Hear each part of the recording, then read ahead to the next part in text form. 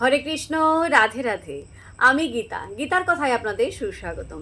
আজকে আরেকটি ভিডিওতে গীতার একাদশ অধ্যায়ের ৫৫ নম্বর শ্লোক অর্থাৎ অন্তিম শ্লোকটি পাঠ করছি। আপনারাও কিন্তু আমার সঙ্গে অবশ্যই পাঠ করবেন।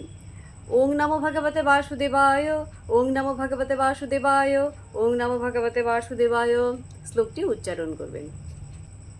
মৎ কর্মকৃত মৎ পরম মৎ ভক্ত সঙ্গ বর্জিত নির্বৈর সর্বভূতেষু যঃ স মাম এতি পাণ্ডব।